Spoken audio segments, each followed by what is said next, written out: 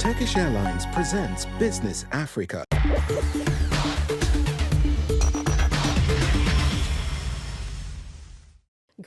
Bienvenue dans Business Africa, je suis Afolake Oyinloye. Les titres de cette semaine.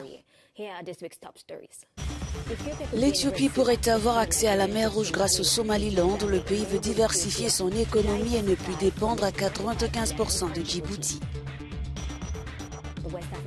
Le franc CFA gagne en notoriété au Nigeria et au Ghana pour cause de sa stable convertibilité. Toutefois, il pourrait exercer une forte pression sur les exportations. Après avoir accueilli près de 8 millions de visiteurs en 2023, l'Afrique du Sud souhaite dépasser les chiffres pré-Covid d'ici mars 2024. Gros plan sur les ambitions du secteur touristique. L'Éthiopie est tout près d'obtenir un accès sur les côtes stratégiques de la mer Rouge après avoir signé un mémorandum d'entente avec le Somaliland qui porte sur un tronçon de 20 km. La mer Rouge représentant 15% du commerce maritime mondial, cet accord permettra à l'Éthiopie de diversifier son accès à la mer en plus de Djibouti. Le pays dépend actuellement de ce seul corridor pour 95% de ses importations et exportations. L'Éthiopie, le pays sans littoral le plus peuplé au monde, a signé un accord significatif avec le Somaliland, marquant une étape cruciale vers l'obtention d'un accès à la mer. Cet accord engage le Somaliland à mettre à disposition de l'Éthiopie un tronçon de 20 km de son littoral pour établir une base marine, renforçant ainsi les liens sécuritaires, économiques et politiques entre les deux nations. L'Éthiopie, depuis la perte de son accès direct à la mer en 1993, dépend fortement du port de Djibouti. De plus, la pression démographique renforce la nécessité d'une diversification des accès maritimes. L'accord suggère aussi une possible reconnaissance du Somaliland en tant que pays indépendant par l'Éthiopie. Notons que la Somalie désapprouve et insiste pour être impliquée avec son gouvernement fédéral. Selon certains experts, cette coopération peut bouleverser les dynamiques régionales et commerciales, remettant en question les réalités géopolitiques.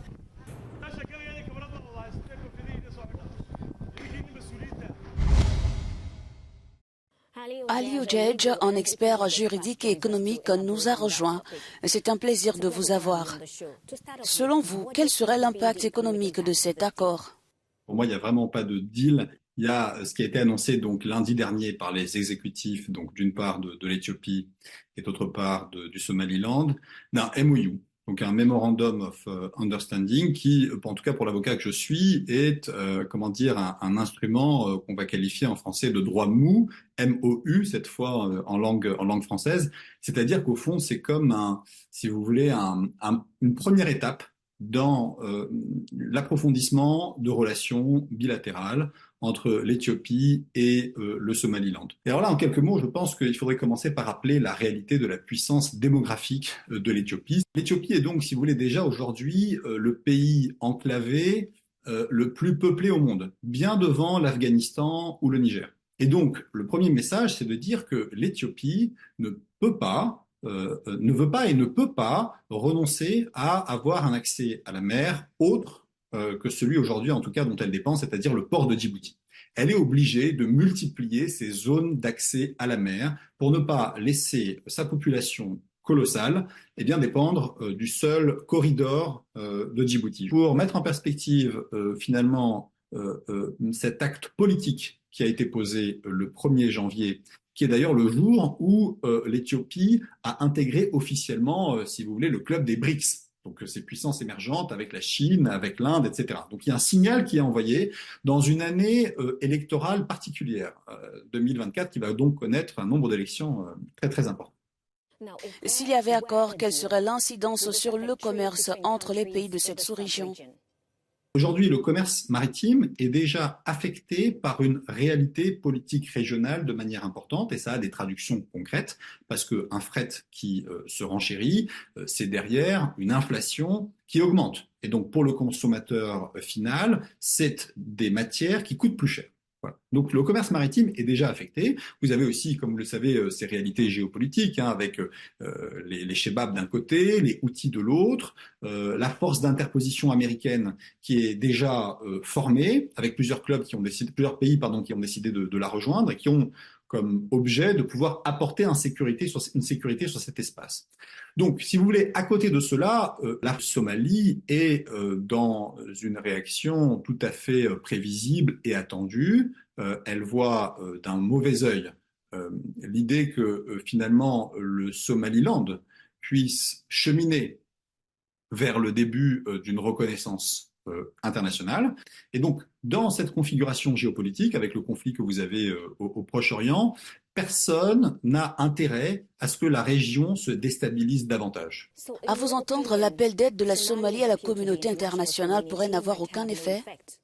Ces organisations, l'Union africaine, etc., elles sont parfaitement dans leur rôle. Et leur rôle est de pousser chaque État de l'Union africaine, je rappelle que le siège de l'Union africaine est en plus à Addis Abeba, mais de rappeler à ces États de respecter les frontières définies et connues. Elles sont parfaitement dans leur rôle. Ce que je dis, c'est qu'effectivement, mon sentiment, c'est que cela n'aura pas d'analyse, de conséquences sur les tendances de fond qui sont en train d'être opérées dans la région et qui obéissent à des agendas encore une fois économiques, géopolitiques. Vous savez, il y a cette phrase du père de la nation ivoirienne, Félix Houphouët-Boigny, qui dit que la route précède le développement.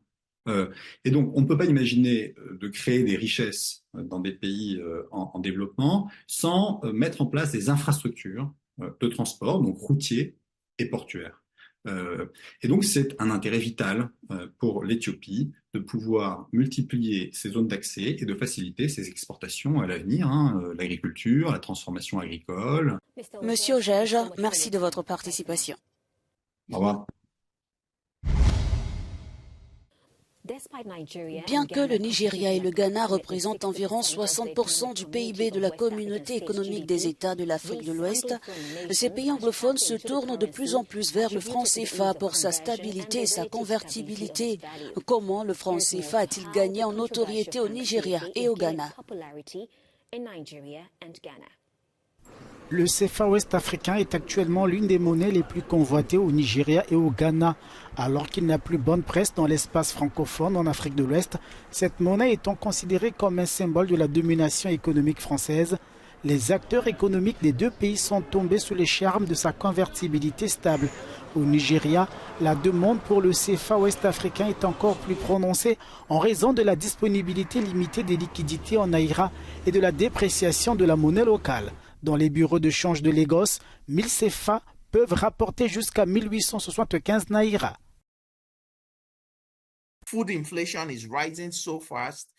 L'inflation alimentaire progresse si rapidement parce que les agriculteurs préfèrent vendre leur production aux pays voisins d'Afrique de l'Ouest. Ils gagnent du CFA qui, une fois converti en naira, leur donne beaucoup plus de la valeur.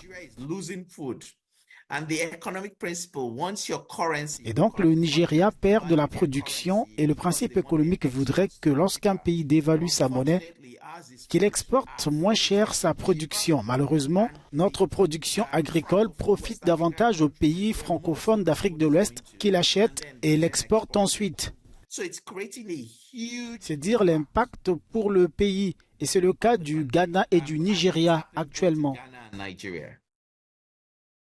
Bien que le Nigeria et le Ghana représentent un marché potentiel combiné de près de 250 millions de personnes, soit environ 60% de la population de la CEDEAO, la croissance du CFA dans ces pays ne signifie pas un renversement des forces économiques régionales. Malgré une baisse anticipée des perspectives économiques du Nigeria à 394 milliards de dollars en 2024, les contributions combinées du Nigeria et du Ghana représenteraient encore 60% du PIB de la CEDEAO et de l'UMOA.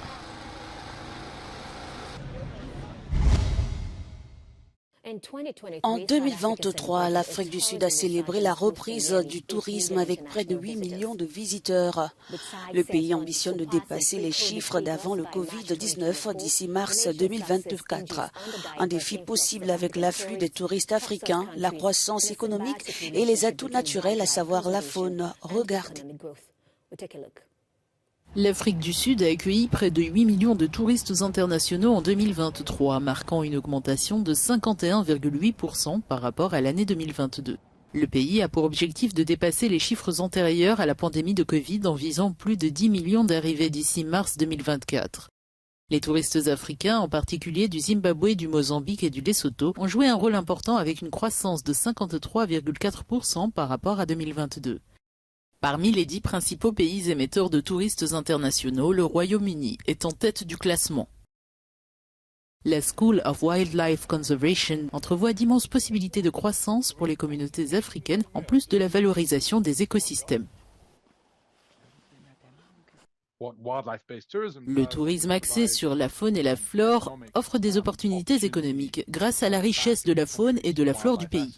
Ainsi, tout en gagnant de l'argent grâce à la faune et à la flore, on préserve la prospérité écologique et la capacité de l'économie à fonctionner, grâce à l'intégrité écologique qui est maintenue au cours du processus.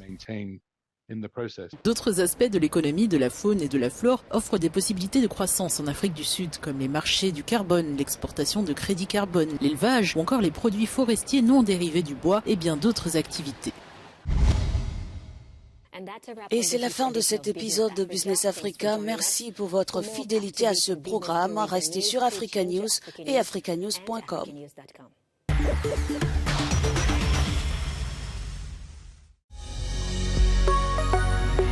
Business Africa was presented by Turkish Airlines.